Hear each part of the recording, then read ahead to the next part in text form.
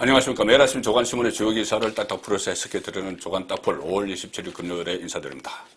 오늘도 윤석열 대통령의 도어 스태핑이 있었습니다. 출근길에, 용산 진무실 출근길에 기자들과 만나서 간단한 문답을 나누는 아주 의미 있는 그런 모습이 지금 관행화되고 있는데, 오늘의 관심사는 이거였습니다. 지금 한동훈 법무부 장관의 힘이 너무 커지는 것 아니냐. 특히 이 법무부 장관 산하에 인사정보관리단을 신설을 해서 장차관급 정무직의 인사검증을 맡긴다. 자, 그렇게 되면은 이 일종의 사찰위원까지 있는 것 아니냐, 이런 식의 야당의 주장이 있습니다. 여기에 대해서 당연히 기자들이 물어봤죠. 여기에 대해서 윤석열 대통령은 확실한 입장을 밝혔습니다. 이 한동훈 법무부 장관에게 힘을 실어준다, 이런 차원보다는 지금 시스템을 바꿔야 된다.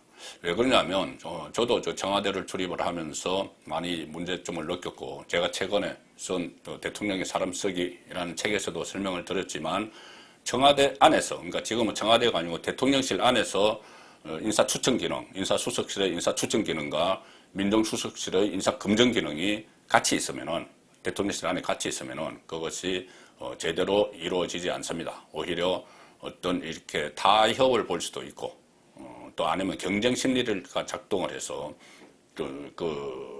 멀쩡한 사람에 대한 인사검증을 또 다르게 할 수도 있고, 그런 부분들이 있기 때문에 아예 칸막이를 쳐서 인사 추천과 인사 검증 기능을 분리를 한다.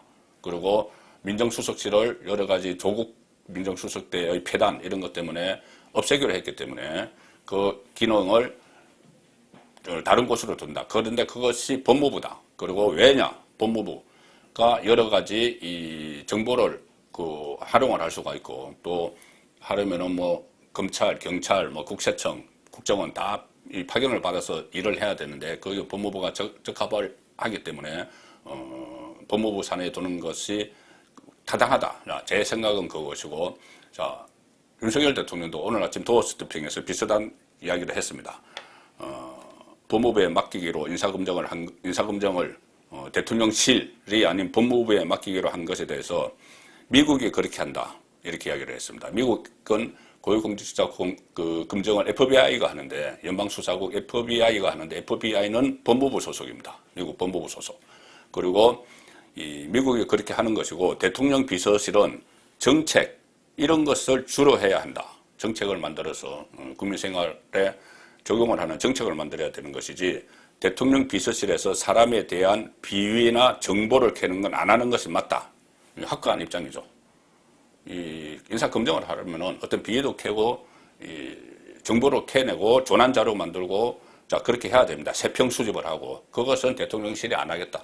그것은 법무부에 맡기겠다. 확실한 입장을 밝히면서, 그래서 내가 민정수석실을 없앤 것이다. 민정수석실에서 공직기관 감찰을 하죠. 그래서 특감반, 김태우 특감반은 그 사태도 있었고, 특감반을 활용을 해서 일종의 민정사찰을 하는 그런 역할을 했는데, 민정수석실을 그래서 없앤 거다. 윤석열 대통령은 또 이렇게 이야기합니다. 사정 컨트롤 타워나 옛날 특별감찰반에서 공직자 비위 정보를 수집하던 것을 안 하고, 사정은 사정기관이 알아서 하고, 비서실은 사정 컨트롤 타워나 공직 후보자 비위 정보 수집도 안 한다. 확실히 칸막이를 딱 치는 그런 발언을 한 것이죠. 자, 이렇게 되면 이 논란이 종식되지는 않겠죠. 민주당은 또 계속 한동훈을 소통령 이렇게 몰아붙이고 하겠지만, 오늘 윤석열 대통령은 이 부분에 대해서 칸막이를 치는, 인사 추천과 검증의 칸막이를 확실히 쳐야 되고, 칸막이 한쪽 검증의 칸막이는 미국의 경우처럼 법무부 산하기관이 하는 것이 맞다, 이렇게 확실한 정리를 했습니다. 6일 지방선거, 그리고 7명의 국회의원을 새로 뽑는 보궐선거, 이제 닷새 앞으로 다가왔습니다. 오늘 그리고 내일 이틀 동안 사전투표가 실시가 됩니다. 전국 3,551개 투표소에서 시작이 되는데, 일반 유권자 투표 시간은 오늘 오전 6시부터 지금 진행을 하고 있죠. 오후 6시까지입니다. 그리고 확진자는 사전투표 첫날 오늘은 투표를 할 수가 없고, 내일 오후 6시 반부터 오후 8시까지 1시간 30분 동안 확진자 투표가 있습니다. 그리고 본투표일에는 오후 6시 반부터 7시 반까지 1시간 동안 또 확진자 투표가 있어서 6월 1일에 이 방송 3사가 실시하는 출구조사, 이 출구조사는 오후 7시 30분에 발표가 됩니다. 그러면 그때 성패를 거의 다 알 수가 있죠. 저번 대선 때 출구조사가 상당히 정확했었기 때문에 이번에도 출구조사를 보면은 성패를 바로 가름할 수 있을 것 같습니다.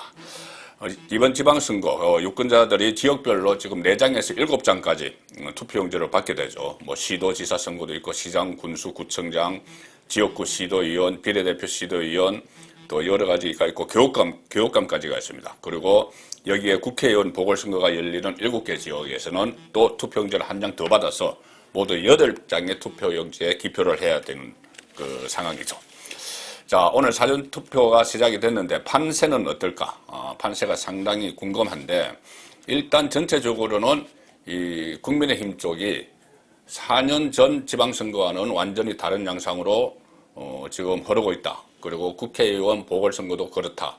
자, 이런 것이 국민의힘뿐이 아니고 정가에서 일반적으로 나두는 관측이고 여론조사 결과도 그쪽 방향으로 많이 나오고 있습니다.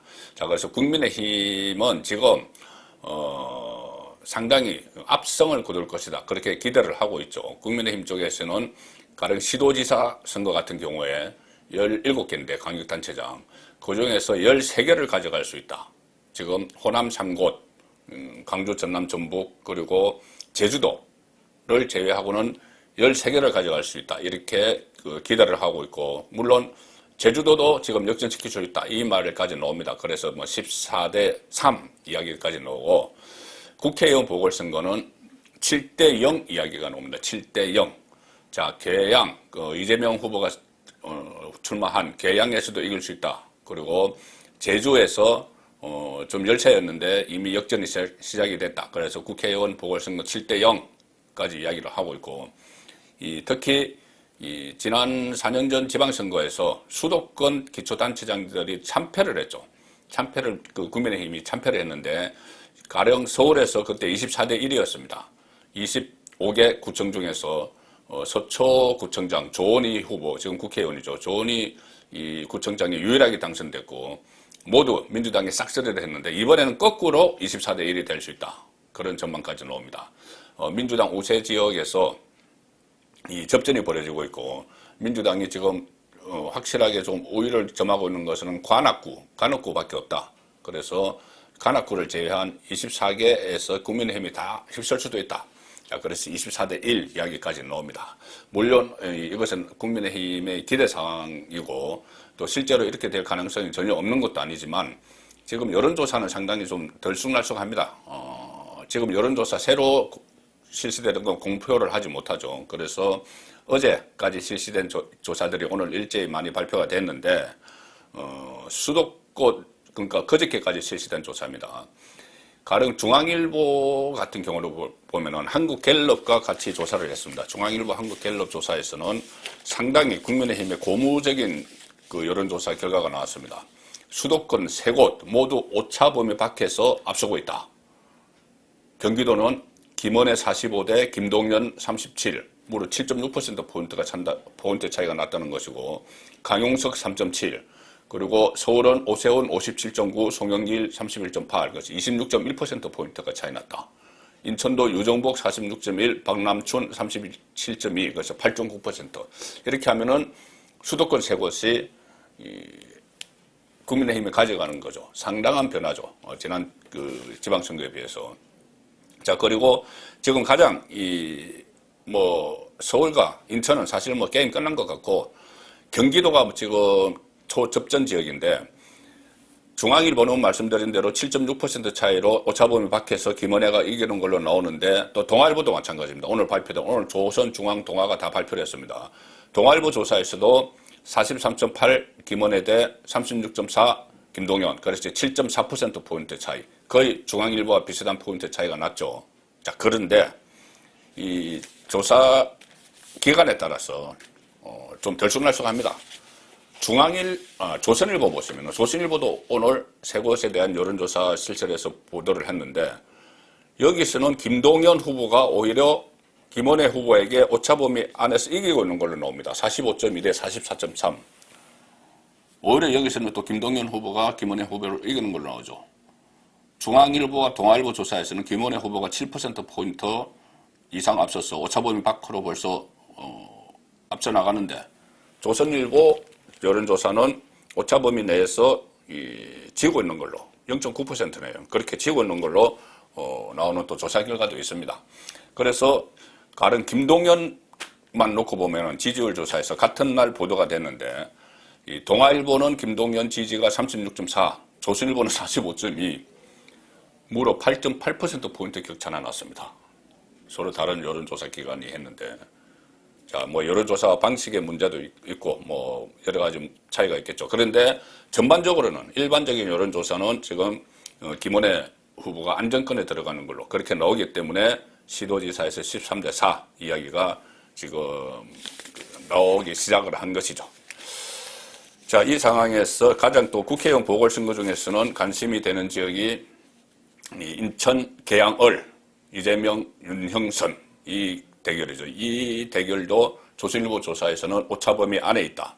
이재명이 48.1, 윤형선이 44.4 오차범위 안에 있다. 그런데 또 일부 조사에서는 윤형선 후보가, 국민의힘 윤형선 후보가 거물 대선 주자, 대선에 출마했던 이재명을 넘어섰다. 이런 오차범위 안에서 이런 조사 결과도 또 나오기 때문에 이 깜깜이, 지금 여론조사 공표를 하지 못하는 깜깜이 기간에 어떤 변화가 있을지는 좀 더 지켜봐야 되는 상황인데, 전반적으로 지금 이재명의 이 총괄선대위원장 대선에서 지고 나서 바로 총괄선대위원장을 맡고 본인이 방탄조끼를 입기 위해서 인천 계양을 편한 지역에 가서 출마를 하고 하는 것이 오히려 역풍이 되고 있다. 민주당에게는. 자, 그런 분석이 많습니다.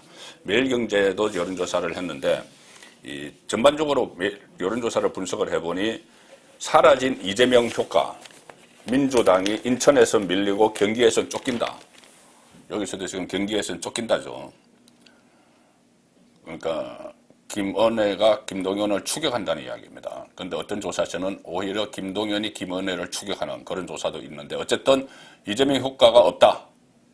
이재명 효과가 없다. 그 충청권도 마찬가지. 충청권은 또 박완주 의원의 성추문 때문에 더욱더 국민의힘 후보들이 쭉 앞서 나가고 있습니다. 서울에서는 뭐 오세훈 크게 앞서가고 경기도 오차범위 내에서 접전을 하고 있다. 대선 후보였던 이재명 총괄선대위원장이 계양을 국회의원 보궐선거에 출마를 하면서 수도권 지방선거 열기가 뜨거워졌지만 오히려 광역단체장 판세는 국민의힘 쪽으로 기울었다. 이 여론조사 결과가 이 매일경제에서 나왔습니다. 그리고 이재명 본인도 위험하죠.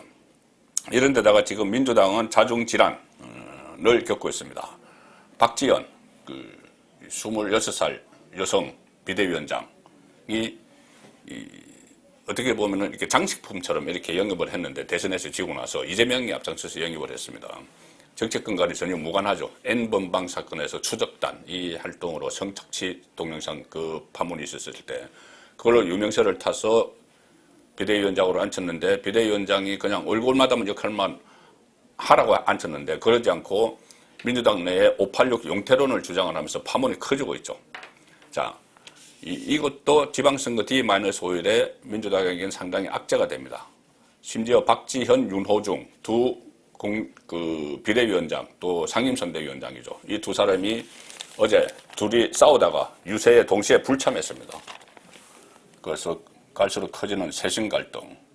이것이 지방선거가 끝나면 참패를 하게 되면은 이재명 책임론 이것과 맞물리면서 586 퇴진론 이것이 또 같이 겹쳐서 민주당이 분열하는, 공중분해가 될 수 있는, 해체가 되는 그런 빌미가 될 가능성이 높습니다. 화약고죠.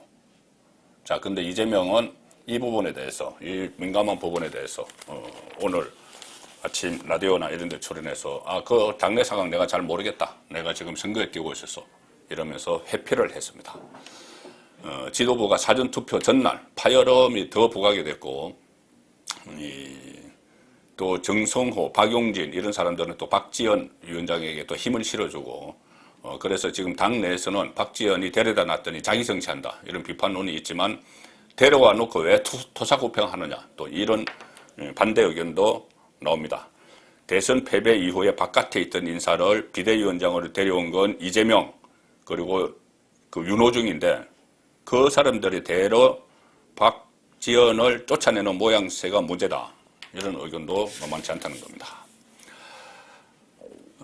어제 그 윤석열 대통령이 이 교육장관 그리고 보건복지부 장관, 식약처장 인사를 했죠. 교육부 장관은 김인철 그 낙마를 한 그 후보자의 대체고 또 보건복지부 장관은 정호용 후보자 낙마한 후보자의 대체입니다.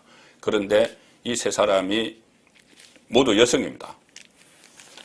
모두 여성으로 어제 인선이 이루어졌는데 자, 이 인선을 놓고 윤석열 대통령의 인사 기조가 바뀌는 것 아니냐 이런 분석이 많이 나옵니다.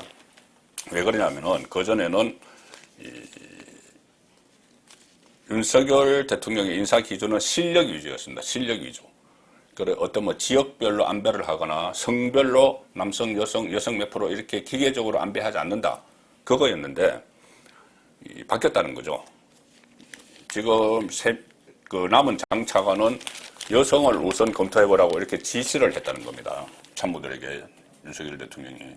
그래서 3명 전부 다 여성으로 됐고 장관 2명도 여성으로 됐는데 앞으로 이어지는 후속 여러 가지 인사에서도 여성 우대, 여성의 뭐 우대라기보다 여성에 대한 배려, 할당 이런 것이 계속 이어질 거라는 관측이 나오는 거죠.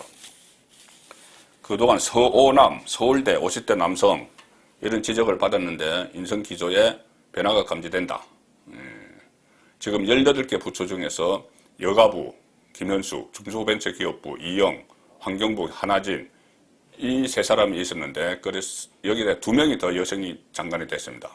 그래서 그동안 능력 중심, 성별, 지역 균형 등 다양한 요소를 고려하겠다는 것으로 능력 중심에서 이런 다양한 요소를 고려하겠다는 것으로 좀 변화하는 것 아니냐. 자, 이런 그 분석이 나오고 있습니다. 조선일보는 기사 제목이 이겁니다. 이것과 관련한 기사가 정신 번쩍 발언 이틀 만에 여성 장관 비율 17%에서 28%로 뛰었다.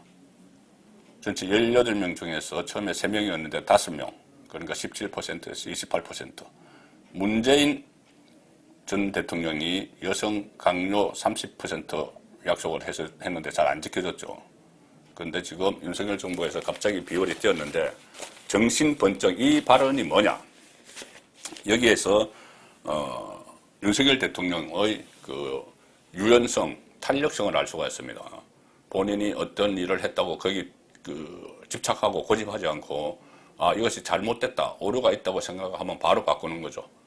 지금 박지원 전 국정원장도 오늘 아침에 윤석열 대통령의 이런 스타일에 대해서 아주 긍정적으로 평가를 했습니다. 뭐냐 하면은 그때 여성 장관들이 너무 그 비율이 낮다. 3명, 17%에 밖에 안 된다. 이 이야기가 바이든 대통령이 왔을 때 정상회담 공동 기자회견에서 또 이 문제가 질문이 됐습니다. 외신 여성 기자가 질문을 했죠. 외신 기자입니다. 외신 기자가 질문을 했는데 이 대한민국의 내각의 성비 불균형 문제 이것을 지적을 했을 때 윤석열 대통령이 답변이 이거였습니다. 장관을 예로 들면 그 직전 위치까지 여성이 많이 올라오지 못했다. 그러니까 장관으로 발탁하려면 그만한 커리어를 쌓고 직위까지 올라와야 되는데 그렇게 올라온 여성들이 많지 않았다. 작았다. 그러니 장관으로 발탁 대상 자체에 여성의 수가 적었다. 이 말이죠. 자, 이렇게 되니까 야당에서 여러 가지 좀 공격을 합니다. 여성이 고위직에 많이 올라오지 못했다. 이 발언을 계속 파고들었죠. 그래서 윤석열 대통령이 그 다음에 이 문제에 대해서 생각을 한 것 같은데 24일에 국회의장단 만찬이 있었죠. 그 자리에서 김상희 전 국회 부의장 자격으로 참석을 했는데 여기서 이 여성 문제에 대해서 좀 문제 제기를 한 것 같습니다. 이 발탁하는 문제에 대해서. 그때 윤석열 대통령이 뭐라고 했냐면은, 아, 그래. 내 보니까 나중에 나의 한 참모가 여성이어서 평가를 제대로 받지 못한 게 누적돼서 장관 직전 위치까지 올라오지 못해서 그럴 것이다. 이렇게 말을 하더라는 겁니다. 그러니, 그러니까 장관 직전까지 올라오지 못한 이유가 아예 처음부터 여성이어서 제대로 평가를 받지 못해서 그것이 누적이 됐기 때문에 직전 단계까지도 올라오지 못했다. 그러니 그 아래에서도 끌어올려야 된다. 이 이야기를 한 거죠. 참모가. 자, 그래서 그 이야기를 듣고 정신이 번쩍 들었다. 윤석열 대통령이 그렇게 이야기를 했습니다. 국회 의정단과 만찬에서 정신이 번쩍 들었다. 맞다. 이것은 그냥 여성의 잘못이 아니고 여성이 계속 제대로 평가를 받지 못한 그 시스템의 문제다. 이런 생각을 해서 정신이 반짝 들었다는 것이죠. 자, 그래서 여성 장관 비율이 결과적으로 이렇게 늘어나는 그런 상황이 됐습니다. 자, 오늘 다른 아침 조간 뉴스는 윤미향 씨 또 이야기가 나옵니다. 위안부 합의 전날까지 외교부로부터 위안부 합의 내용을 4차례나 공유를 받았는데 그것을 모르고 있었다고 그때 잡아떼고 막 비판을 하고 그랬죠. 합의 내용. 그것이 오늘 법원 판결에 의해서 공개가 됐습니다. 그리고 또 윤종원 지금 국무조정실장 내정자가 이 한덕수 국무총리와 가까운 사이다. 한덕수 국무총리가 추천을 했는데 윤종원은 문재인 정부에서 경제수석을 하면서 청와대 경제수석을 하면서 최저임금 인상, 소득주도 성장 이런 핵심 경제 정책을 주도한 인물인데 그 정책들이 실패했다. 그래서 권성동 원내대표가 윤석열 대통령에게 직접 전화를 해서 윤종원에 대한 아직 임명한 거 아닙니다. 내정했는데 내정 철회를 강력히 요구를 하는 그런 상황이 지금 이어지고 있습니다. 5월 27일 보내드린 조간 딱 보였습니다.